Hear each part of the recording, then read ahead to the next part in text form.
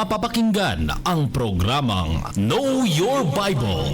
Alamin ang inyong Biblia. Hatid sa inyo ng World Radio International and is supported by Church of Christ. Narito na si Brother Daniel Oliva. Magandang umaga po mga kaibigan at mga kapatid. Ito na naman ang programang Alamin ang iyong Biblia, Know Your Bible program. Hatid po sa inyo ng World Radio International through White, Sparrow Road, Church of Christ, and West Monroe, Louisiana, USA. Inyo po lingkod na nagbibigay mensahe, Brother Dan Oliva. Ang ating pong paksa na pag-uusapan ay pinamagatan kong Church Money, Creating the Monthly Budget. Ang ating pong teksto, Proverbs 21 verse 5. This is intended for November 17, 2024 sa ating radio broadcast dito po sa GMA DWRA, broadcasting from Baguio City, Barangay 92.7 FM every Sunday between 5 to 6 o'clock in the morning. Of course, mamaya batiin po natin at pasalamatan ang ating mga sponsors and partners sa radio ministry, of course sa social media and actual preaching. Magsimula na po tayo sa ating pag-aaral. Church Money, Creating the Monthly Budget. Ang pera ng iglesia at kung paano ginagawa ang buwanan na budget. Monthly budget, yung parang plano ng kung paano ginagastos ang pera ng iglesia. Now, let's go to the introduction. Churches of the Lord often face the problems of supporting full-time preachers and erecting their own chapel. So number one problema po ng mga lokal na congregation, Pilipinas man at sa iba pang lugar, ay kung paanong suportahan ang kanilang mga ngaral na full-time. Yung full-time yung sabihin, walang ibang trabaho kundi pangangaralan ng salita ng Diyos. At kung paano ang pagpapatayo ng kanilang mga kapilya. Yan po ang karamitang problema ng mga iglesia ng Panginoon. Hindi lamang sa Pilipinas, kundi sa ibang bansa. Now, to solve these problems, usually they seek financial help from both foreign and local churches. So, ang ginagawa ng mga congregations, humingi sila ng tulong galing sa ibang lugar, sa Amerika, at sa mga mayayamang kongregasyon dito sa Pilipinas. So, yun po ang solusyon. Now, ang problema at ang tanong, meron bang biblical solution sa ganitong mga problema kung paano pinararamihan ng perang iglesia, pamsuporta sa preachers at pagpapatayo ng kapilya? Kaya alamin po natin mga kaibigan at mga kapatid, sapagat sinabi ng ating Panginoong Jesucristo, malalaman ninyo ang katotohanan at ang katotohanan ang siyang magpapalaya sa inyo. Yan po sinabi ng ating Panginoon sa Juan 8:32. Now, we will discuss at least 4 points in our subject, Church Money, Creating the Monthly Budget. Number 1, what constitutes the term church money? Number 2, what does church budget really mean? Number 3, how does a local church create a budget plan? And number 4, is creating a church budget plan scriptural? So yun po yung mga points na pag-uusapan natin mga kaibigan at mga kapatid. Sana nariyan kayo at ito pong lection na ito, pwedeng ipadala ko yung outline sa inyo sa inyong email address kung kayo po ay may email address.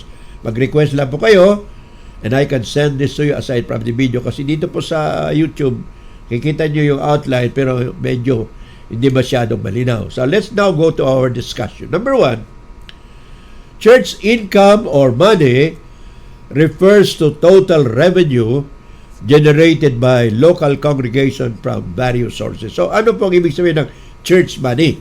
Pag sinabi natin church money, pera ng iglesia, ito po yung pera na nakukuha ng mga lokal na congregation sa iba't ibang pamamaraan. Pero usual po dito, yung weekly contributions or every Sunday contribution. Matatawag natin itong donations from the members of the congregation, especially mga Sunday offerings At yung iba, hindi lang Sunday. Meron pa silang offerings ng ibang araw. At sa ibang lugar, sa mga ibang congregation, sunod pa rin po nila yung 10% o yung tithes na sinasabi, ang ikapo. So, yan po yung pinagagalingan ng pera. Now, meron din gumagawa, aside from the weekly contributions, meron po silang mga events, special events, na ino-organize nila para magkaroon ng pera. At halimbawa, mayroong may sakit na miyembro ng iglesia, kailangan ng special collection. So ito po yung mga tinatawag nating events o pangyayari kung saan nagre-raise po sila ng pera para sa isang specific na project. Number 3, grants or donations. Grants means bigay. Donations, bigay. Hindi lamang po collection kung Sunday, pero may mga mabukas palad. May mga malakas ang tinatawag nating malawak ang kanilang pangunawa at ang kanilang puso sa pagbibigay ay masyadong masasabi nating mapagbigay sila.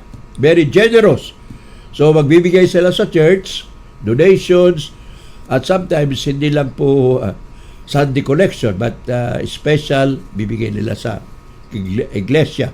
Meron pa namang iba na philanthropist, nagbibigay din sila sa mga different congregation or churches. Although hindi sila membro ng iglesia na yun, subalit gusto nilang magbigay sa mga lokal na congregation. So ito po yung mga sinasabi nating philanthropist. Ano pa? Number 4, rental income. Meron pong mga iglesia na malalaki yung kanilang facilities, malalaki yung kanilang kapilya. So kung minsan, mayroong mga ibang grupo magre-renta sa kanilang facilities or kapilya kung may mga weddings, may meetings, may mga gatherings. At yung iba, dahil malawak yung kanilang compound, nagcha-charge po sila ng parking fees sa mga miyembro nila. Magpapark ng mga sasakyan. So may bayad po yun. So consider pa rin po na rental income. Number 5, ito po yung sinasabi nilang investment income. Ano po yung investment income? Well, may mga kongregasyon o may mga iglesia na tinatawag nilang incorporated. Nagiging corporation at yung iba, although non-profit, non-stock, meron pong mga nag-i-invest sa kanila, dinideposito nilang pera nila sa bangko at yung interest na pumapasok, umisan mayroon pang dividends dahil nga naging corporation sila, yun po yung sinasabi nating investment income, mga pumasok na pera sa iglesia. Number 6, merchandise sale. Ano po yung merchandise sale? Ito po yung may mga libro, may mga materyales sila at marami pang ibang mga gamit sa iglesia na halimbawa sumusobra na mga upuan, mga tables, ibibenta po nila yon. So pwede pang additional income ng iglesia, yung tinatawag ng merchandise sales. Number 7, in the last, endowment or trust income. Ano po yung endowment or trust income? Ito po yung endowment, usually referred ito sa mga miyembro na mayayaman at halimbawa bago sila mamatay dahil sa sobra na nilang yaman, marami silang lupain, marami silang pera, bago sila mamatay gumagawa po sila ng last will and testament at ang pera ay ibinibigay nila sa isang lokal na iglesia kung saan sila ay miyembro. So ito natawag nating endowment or trust income. So yun po ang ibig sabihin ng sinasabi nating church money or church income, kung saan ay masasabi natin the total revenue generated by a local congregation from various sources. Now, let's go to the next topic. What does church budget mean? Ano po ang kahulugan ng tinatawag nating church budget? Medyo may mga definitions pa dati dito. Sana pakinggan nyo mabuti mga kapatid. A church budget is a financial spending plan that estimates income and expenses for a specific period. So, ano po yung church budget? Ito yung plano kung paano gagamitin ang pera at doon nakaloob yung kung paano kinikita, magkano ang nagagastos ng isang lokal na iglesia, halimbawa, sa isang buwan. So yun po yung tinatawag nating church budget plan or financial plan. Ano po ang purpose kung bakit mayroong church budget? Well, the purpose of the church budget plan is to create clear financial goal and hold the church accountable to this goal. So meron silang mga plano para siguradong makuha nila at ma-achieve nila yung tinatawag nilang plano sa isang iglesia. Gumagawa po sila ng church budget plan. And of course, a church budget plan plays a crucial role in the financial health of the church. So gusto mong healthy, malusog ang iyong financial status ng isang iglesia, hindi ka kinukulang sa mga gastusin, yun po ang purpose ng budget plan. Number 3, a well-crafted budget is essential for maintaining paid staff, supporting ministries, and keeping facilities in good condition. So ano pang purpose ng budget plan? Sabi pa nila, ito po ay budget para ma-maintain natin yung binabayarang mga staff. Halimbawa, may preacher, may secretary, may treasurer, at sinusuportahan yung iba't ibang ministries ng isang lokal na congregation in keeping facilities in good condition. So yung building, kailangan din ng maintenance. So kailangan may budget ka dyan. So yun po ang ibig sabihin nun. The church budget plan is a strategic tool that aligns the financial resources of our goals. So isa pong instrumento, isang financial tool. Number 4, a budget allows the church to plan out expenses, reach our goals, and anticipate any operational changes as needed. So yung budget po, yung church budget plan, parang maplano mo kung ano yung pagkakasusan mo, kung ano yung mga goals mo na gusto mo marating, and also, it anticipates any operational changes as needed. So kung merong mga pagbabago sa gastusin sa loob ng iglesia, napaplano po yun. Po yun yung purpose ng church budget plan. Number 5, a budget helps a church understand its operating cost and can be used to track performance. So anong yung sabihin yan? So pag may budget, maintindihan mo kung bakit ganito yung paggastos mo, kung bakit ganito, kung nasaan napupunta yung pera, and of course, makikita mo ang iyong performance, kung lumalaki na ba ang gastos mo, kung tama lang. Yun po yung purpose ng budget.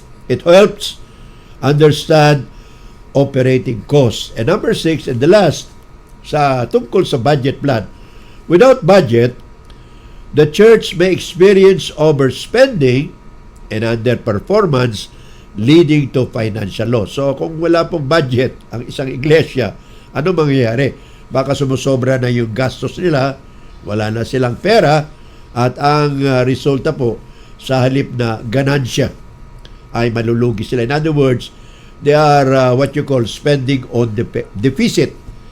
Malaki ang gastos, konti naman yung pumapasok na pera sa iglesia. So yun po ibig sabihin ng church budget plan. Now, let's go to the third part of our lesson. How does a local church create a budget plan? So ito po yung pinakamagandang parte ng ating leksyon. Paano ginagawa ng isang lokal na iglesia ang isang budget plan? Meron pong strategy. Number 1, you should match your monthly income against monthly expenses. So ang ibig po sabihin yan, ano yung pumapasok na pera at ano naman yung gastusin. Kailangan mag-match yan.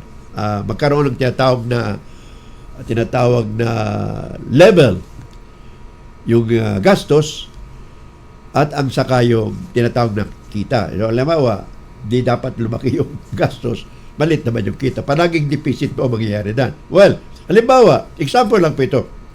For example, a monthly income of a local congregation is 20,000. Isang buwan yan, ha? Ang kanila namang gastos isang buwan, 18,000. So, meron silang sobra o balance na 2,000. Now, how do you reach your monthly income? Kung ang iyong monthly income ay 20,000 bawat buwan, ang membro mo naman, 50 lang katao. So, paano mo namimit yung budget? Paano mo gagawin? So, ang gagawin po natin dyan, mga kaibigan at mga kapatid, kung 20,000 ang iyong monthly budget at ang miyembro mo ay 50 katao lang, i-divide mo yung 20,000 divided by 50. So, ang mangyayari, every person in a local congregation dapat 400 ang kanyang ibibigay buwan-buwan. 400 times 50, that's 20,000. In other words, ang ibig kong sabihin, bawat isang tao na miyembro ng iglesia, kung 50 lang sila, ang dapat niyang ibibigay buwan-buwan ay 400 pesos. At kung every Sunday, 100 piso lang yun, 100 pesos, so hindi masyadong mabigat. Pero ang problema dyan, kung yung iba hindi naman nagbibigay, mabibigatan talaga ang iglesia at magkakaroon ng deficit kasi yung iba hindi nagbibigay. Umaasa lang sila sa iglesia. Now, how do you meet the monthly income? Ito po ay experience natin sa isang lokal na congregation dito sa Baguio. Ganito ang ginawa nila. Para ma-meet yung monthly income, nagkaroon po sila ng pledge forms. Ano yung pledge forms? Yung pledge forms, yun po yung pipiraman ng mga miyembro at doon nakalagay pwede pangalan at mga telephone number nila at kung magkano ang pwede nilang ibigay every Sunday or every month. So doon po matitingnan o malalaman kung magkano ang ma-generate na pera ng isang lokal na iglesia every week and every month. So doon po. So sa pledge form na yan, makikita natin kung makukuha nga nila yung budget nila na monthly budget na 20,000. So sinasabi ko kanina, 50 members must give monthly pledges to raise 20,000. So kung 20,000 yung monthly budget nila, sinabi ko kanina, 20,000 divided by 50 members, ang bawat miyembro ay magbibigay po ng 400 pesos a month or 100 pesos only every Sunday or every week. So now, ito pong magandang punto. Pag isang miyembro ng lokal na iglesia ay namasyal, napunta sa ibang kongregasyon, ano po ang obligasyon niya? Ang obligasyon ng mga miyembro na yan, kapag siya ay napunta sa isang kongregasyon na hindi siya miyembro, dapat ang kanyang kontribusyon doon sa pinanggalingan niyang lokal na iglesia ay ibibigay niya pa rin. At kung pumunta sa ibang congregation, magbigay din siya doon. Kasi ang importante po dahil miyembro siya sa isang lokal na iglesia, doon niya ibibigay ang kanyang pledge, ang kanyang contribution, para hindi po masira yung monthly budget ng isang lokal na kongregasyon. That way, brothers and sisters, monthly income is maintained to meet monthly expense. So, ang income hindi po nasisira. Ang problema lang, pag pumunta sila sa ibang lugar, 10 miyembro out of the 50 napunta sa ibang lugar, hindi nagbigay ng contribution. Bagsak po yung budget nila for that month kasi nga hindi sila nagbigay yung 10 katao na yun napunta sa ibang lugar. Hindi nila ibinigay yung kanilang contribution sa kanilang lokal na congregation. Now, there are steps to follow in creating a church budget. Ano po yung mga gagawin dito? Number 1, you have to determine your income sources. Saan ang gagaling yung pera na pumapasok sa loob ng iglesia? Number 1, yung pong isipin ninyo. Determine your income sources. Number 2, identify monthly expenses. Ano po yung mga buwanang gastusin? Ano po? Kuryente, tubig, ilaw, of course, grape juice, tinapay at iba pang mga incidental expenses. So, kailangan mayroon pong listahan yun. Categorize your expenses. Categorize mo. Ibig sabihin, ano yung dapat unang bayaran? Siyempre, kung may preacher kayo, dapat bayaran nyo muna yung preacher nyo. Pagkatapos na babayaran nyo yung mga ilaw, tubig, at saka iba pa. And of course, kung meron kayong plano magkaroon ng kapilya, wala pa kayong kapilya, sa bahay lang kayo nagmi-meeting, kakaroon ng pagsamba, kailangan mayroong tinatawag na monthly budget or monthly allotment for particular fund, building fund or lot fund. O, kung may plano kayong bumili ng isang lokal na lupa, kapilya. So, yun po. And letter D, allocate funds by category. So, in other words, i-categorize nyo yung expenses ito, evangelism, edification, benevolence, ito sa preacher, ito sa rich outreach, ito po sa mga bahay-bahay, benevolence, etc. So yun po ibig sabihin ng categorize your funds or allocate your funds by category. And number 5, in the last, set real and achievable aims. Ano pong ibig sabihin ng set real and achievable aims? Maglagay ka ng goal. Ano mo yung target mo? Huwag ka masyadong mag-ambisyon. Gusto kong mag-ipon ng 10 milyon. Ay, hindi nyo naman kaya. Ay, ilan lang kayo. So, in other words, you have to set achievable and reachable goals. Yung kaya lang naabutin ng isang lokal na iglesia na may 50 na miyembro. Number 4, last part ng ating discussion.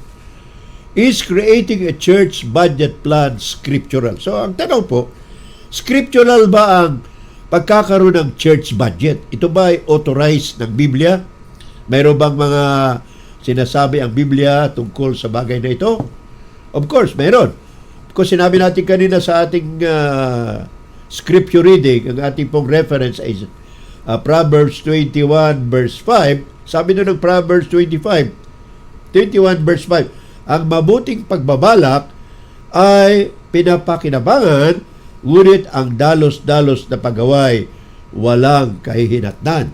Okay, yun po sinasabi ng Biblia. Now, let's go to the book of Luke chapter 14. Sa Lucas, Kapitulo 14, meron pong kwento dito ang ating Panginoong Jesucristo. Luke chapter 14, verse 28 to 30. Jesus Christ talk about the importance of making a budget. Ano po yung sinabi ng Panginoon?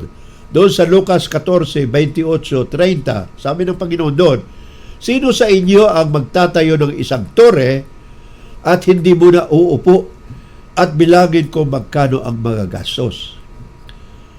Sapagkat matatapos niya ba ito at nailagay niya na yung pundasyon, pero hindi niya naman natapos. Kukutyain siya ng mga tao at sasabihin sa kanya, ito ay nagtayo ng isang tore, pero hindi naman pala kayang tapusin. So, sinabi ng Panginoong Jesucristo, basahin po natin, kung ang isa sa inyo ay nagbabalak na magtayo ng tore, hindi ba siya upo muna upang magplano at kwentahin kung magkano ang mga gastos niya upang matiyak kung may sapat siyang pera para maipatapos ang kanyang maipatatayo?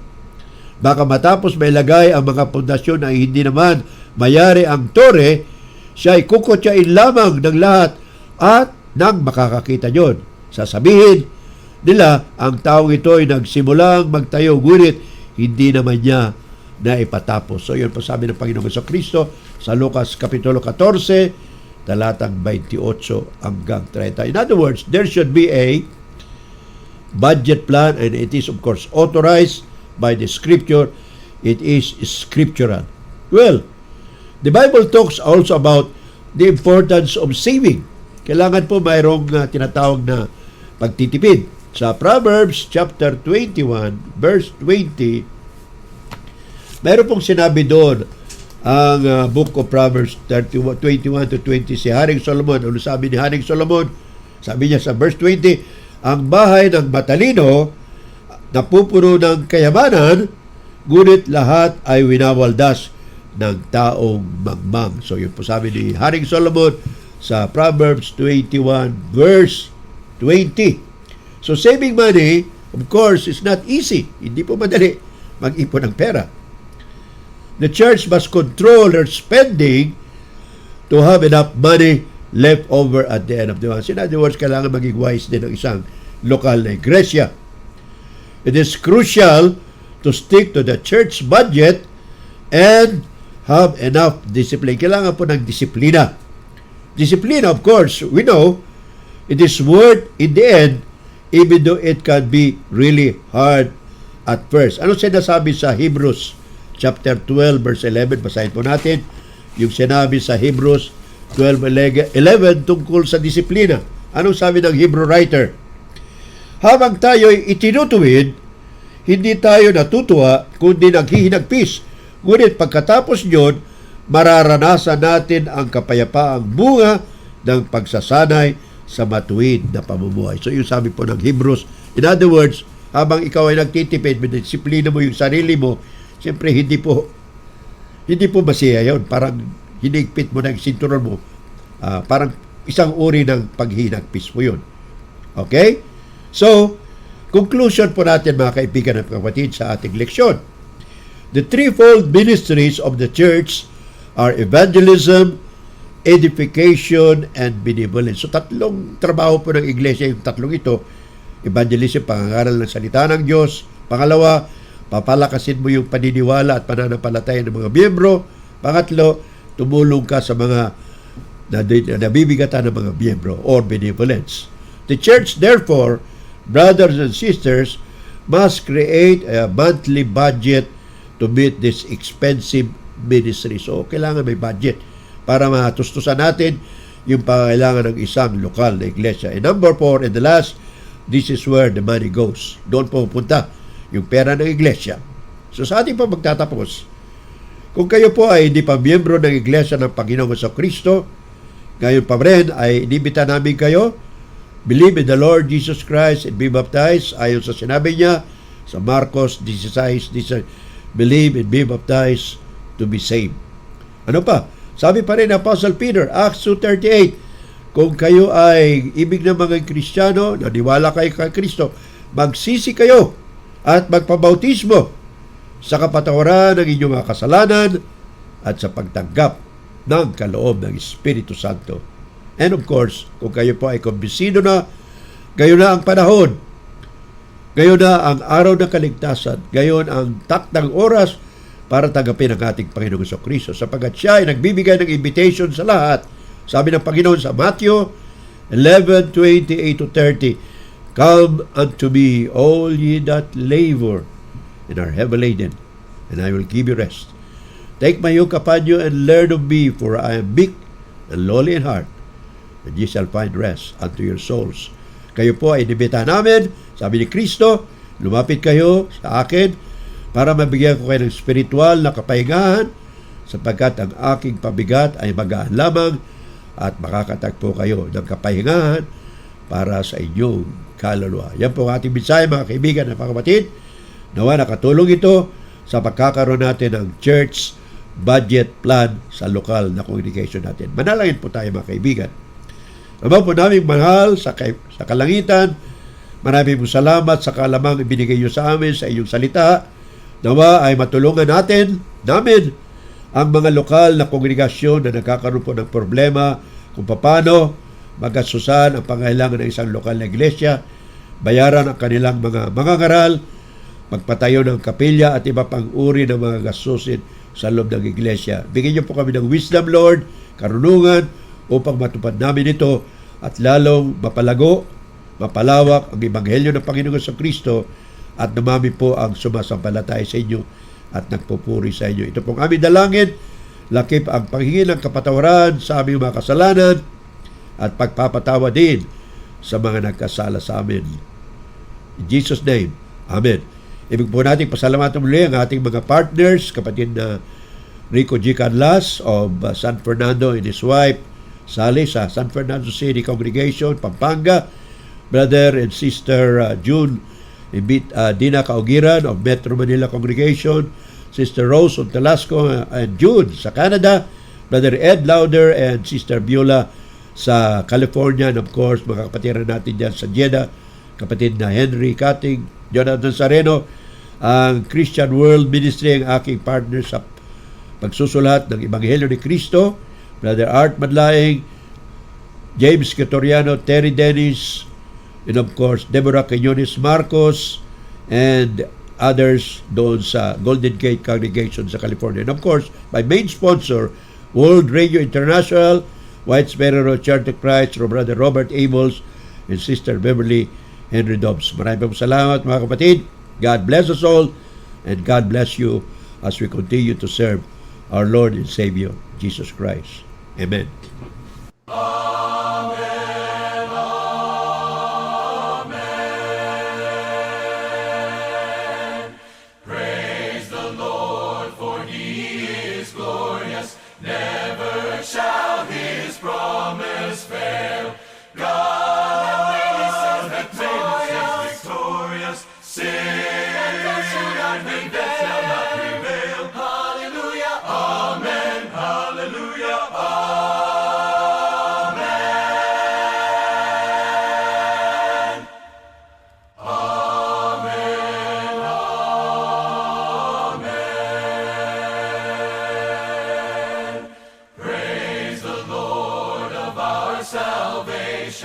Most on high his power proclaim. Heaven and earth and all creation, laud and magnify his name. Hallelujah, amen. Hallelujah, amen. Amen, amen.